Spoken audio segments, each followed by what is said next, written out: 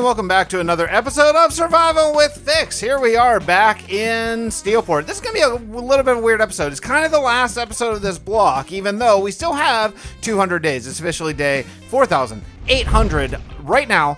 But the last 100 days is going to be a very special video that I have been planning for a very long time, where I'm going to be sort of revamping my supporters' kingdom that they have built over on my supporters' realm and bringing it into this world.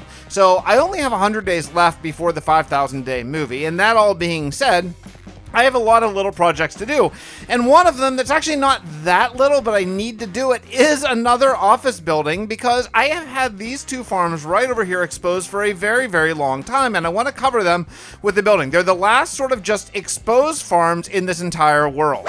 Honestly, Steelport is going to be something that we work on for the next 5,000 days for sure. This is a very, very long-term kingdom, but these farms being exposed are just kind of ridiculous. So I'm going to be putting a building that's going to take up this entire footprint, that's going to sort of mold itself around and take up all of that space, and really makes the Axiom, the city hall over there to the right, really just fit in and just feel like it's nestled right in the city and not sort of a long way off.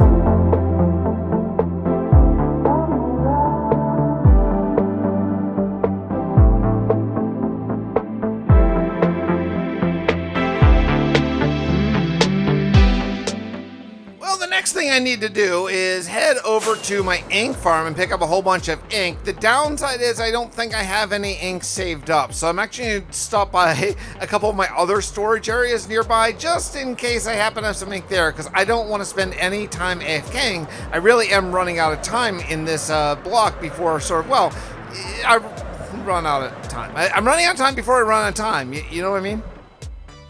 Okay, not bad. I have a decent amount of ink saved up here. I'm just going to go ahead and take all of it and use it over back at Steelport. Yeah, I've done a lot. So I am starting on a rooftop pool, and the reason why I'm starting that is because I did a long live stream earlier today where we actually built, most of the building. So I decided to not go quite as high as I was originally anticipating go. And that's because I want to be able to see the Axiom, see the city hall here. I don't want this building to tower over since they're like right next door.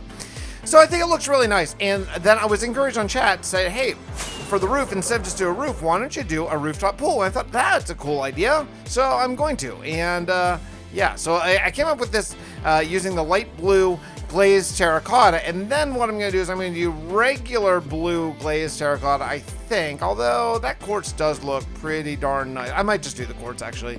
It's just so shiny and looks so good. And then we're just going to do this along here for the pool, around probably 2 blocks deep. I think that probably makes the most sense. I don't need like a deep end and stuff like that. I think we'll just go like this and then put in some grass and make a little park area and all that kind of stuff. Eventually I'll figure out how to actually get up here, but we'll have to have some sort of like, I don't know, like building or something where the stairwell would actually come up, and we'll see if we end up doing an interior or not, but that would be the idea anyway. Quite a bit more building over here in Steelport, and one of the things that I really like is the top of this building. So we talked about doing a swimming pool and a park, and yeah, so we have the grass all filled in, the beautiful swimming pool. Man, I mean, using the glazed terracotta down there is such a good idea, and then using a quartz on the side. I was going to use more terracotta here, but I think the quartz just really makes it pop. Now, one of the things that we have to absolutely do is grab these bones, is come over here, and we're gonna make a little bit of a building where sort of you would come up from, let's say, the elevator or the stairs. And I'm thinking about this big, probably something like that. I think that'll look really nice. And I have that, and I have brick and granite. I think we're gonna do sort of a combination of brick and granite up here with the quartz. This should just really make this whole thing just look really nice. Then we'll have a walkway that goes out and little eating gazebo up here, and then we'll just plant some nice trees and shrubbery and just make the whole thing look really inviting. I think it's a great idea.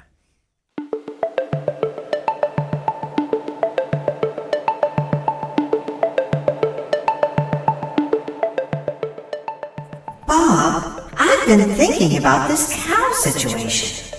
Oh, I've spent a good deal of time considering it as well. I believe Steve Teppick has a chance to defeat him, but he's not coming for another 14 years of his time. That time will go by quickly for him, and they haven't even made it to space yet. And Penguin told me there was an android, Hank. Hank is working on a space station, but Steve's people have no way to actually get there yet. If you only had the power to teleport them... There's just no way for me to see Fixtopia. Actually, what if there was a way to help the other people? Tell me, how many planets could Cal destroy in these next 14 years? Oh, hundreds perhaps. He seems to be speeding up his attacks. Could you teleport people from these planets before he destroys them? I could, but if I use my power, those planets would be closed to me forever. There won't be anything left to see after Cal's armada arrives. How many people could you teleport? Perhaps one kingdom? But where would I put them? Well, we can't use Fixtopia. We can't risk Cal noticing it early. There may be a place. There is a star that was ejected from its galaxy a very long time ago. It has a planet circling that could work. Could Cal find it? Doubtful. It's far, far away from any galaxy. Even if he found that one star, he would have to travel there with his armada. It would take a very, very long time. How do we start? We would need a group of people, architects, to build this new world. When I teleport people, I will wait until the absolute moment of their destruction to bring them into this new world. To make them transition, these architects could build a replica of their kingdom in this new realm. Well, what should we call it? How about the realm of Vastin? I like it. Let us start.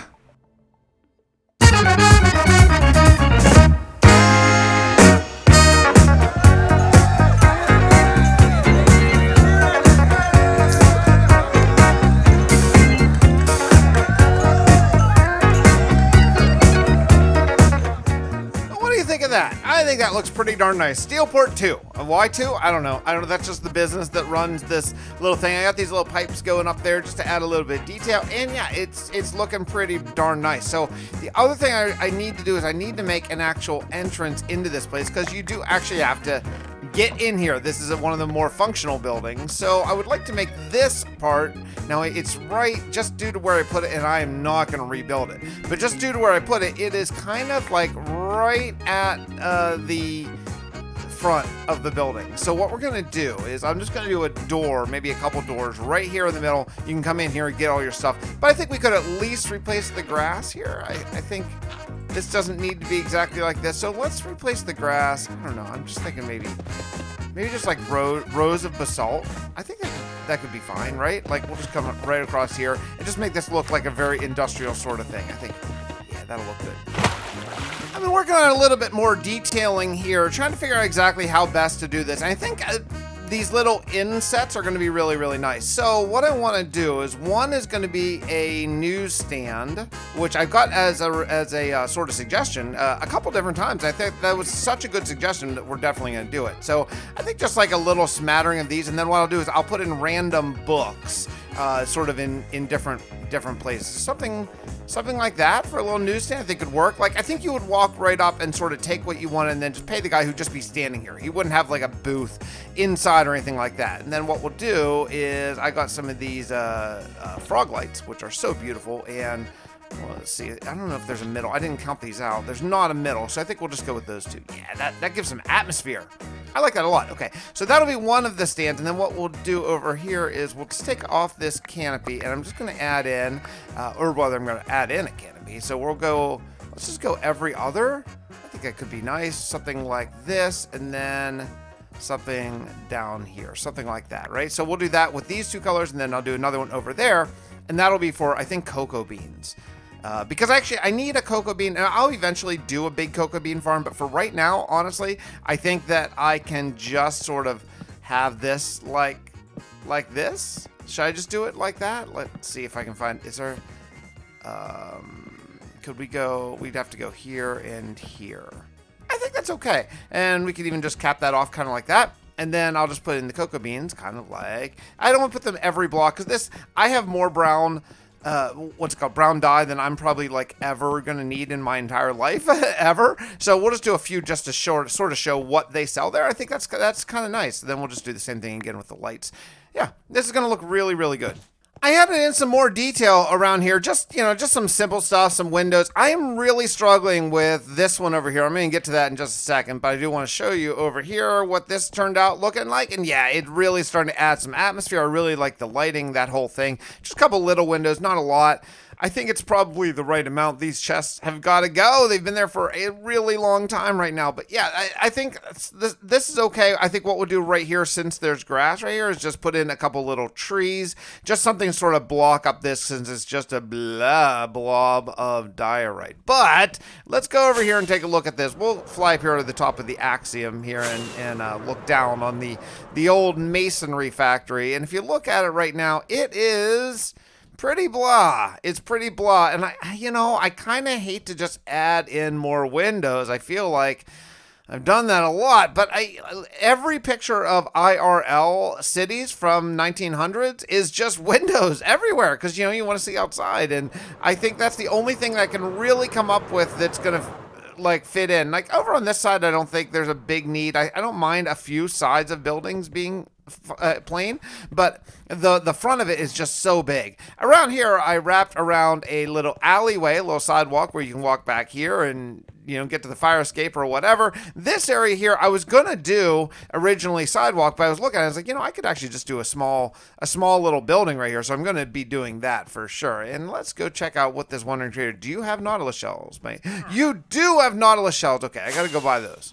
I realized that I have a serious emerald shortage here in my little area, and so oh yeah, I forgot I have a zombie who's holding a block there, so he'll stay there forever. So yeah, so I can actually trade in emeralds right here, or rather stone for emeralds, very quickly, and then I should be able to go buy those beautiful Nautilus shells, which are kind of hard to come by, I find anyway. Like I wish they weren't, but I want to have the ability to make a couple conduits. Whether I end up using it or not, I would just like to have that. So stone is pretty easy to come by, and I've gotten these guys down to 5 stone. I would like to probably spend some time curing them like one more time, but I think that's an okay start. I just, I would like it to get down to 1 stone per trade. I don't really know why exactly I want 1 stone per trade, but it'd be nice to have that anyway. So let's go find this Wandering Trader.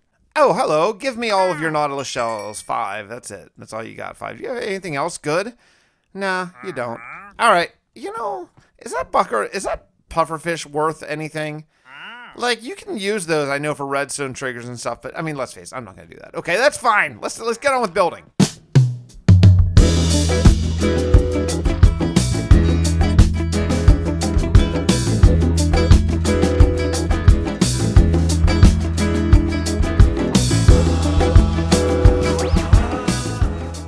Well, as of the time that I'm recording this, we just got news that the next snapshot is finally out for 1.20.2, and it is changing things quite a bit with villagers. Oh my goodness, what? Villagers, yeah, they're nerfing them. They're nerfing them hard.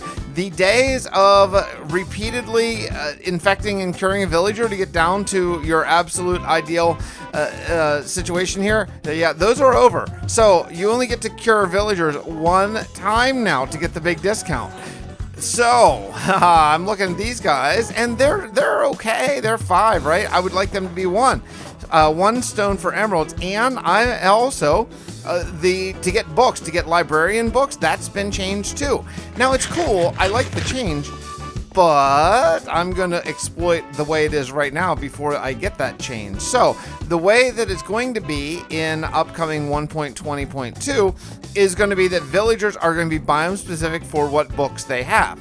Which means if you want to get like Unbreaking 3, you're going to have specifically a jungle villager, and there aren't jungle villagers, so that's going to require you to sort of make a breeder inside the jungle and all that kind of stuff. It's not going to be that hard, but I already have access to all those books, and I would like to really take advantage of them. So this episode just took a hard left turn where we are moving from building into villager stuff. So let's take a look down here and see what we got. Oh boy, we got to do some serious brewing here. I'm going to get started on making some potions of weakness, and we're going to start infecting those villagers because I want to get all of my trades absolutely maxed out and see what other trades I need to get before 1.20.2.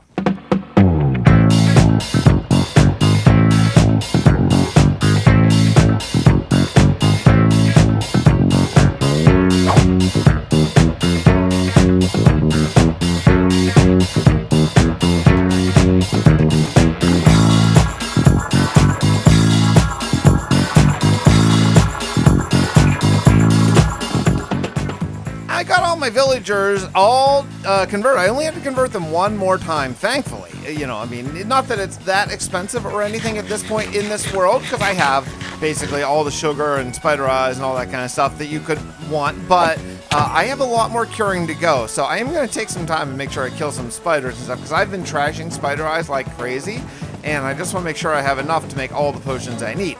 But we are down to 1 stone for emerald trades now, so this is going to be a great emerald factory since I have, you know, beacons everywhere and getting stone is not a problem. So if I just go through here, what I want to do is one time I want to trade all this, you know, all the trades I can and just see. I mean, I could probably do the math pretty quickly here because I think I get 12 per, and I think I have I think I have 12. I think I have 12 villagers. So what, 140? I should get 144 emeralds for 144 stone. That's not bad at all. Like, I'll take that trade for sure. I could also trade like diorite, but diorite's kind of hard to come by, and I use it a lot to build.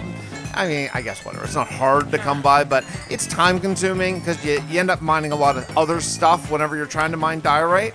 So I hate to use that, but I have another plan for villagers, and I think what we're going to come into right now with this new sort of update that I did not see coming at all, I think I'm going to end this episode coming up here in just a few minutes. Look at that. Look at all those emeralds. Look at that. That's pretty awesome. 4.5 stacks for just that little stone.